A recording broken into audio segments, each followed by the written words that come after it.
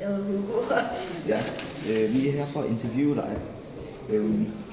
Hvad gav dig inspiration til det, du gør nu? Altså, det du træner?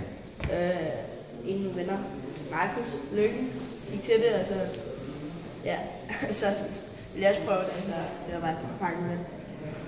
Okay, det lyder da også meget spændende. Synes du, det er sjovt, og hvis ja, hvorfor er det sjovt? Det er sjovt, ja, fordi at, det er anderledes end andre sportsgrene, og du bliver udfordret på en anden måde, end der er i andre sportsgrene. Okay, så hvordan træner du til din træning? Altså, hvad laver I for noget? Altså, som alle sportsgrene opvarmning, så er der sådan teknik, og så er der bare sparring. Og hvad? Sparring.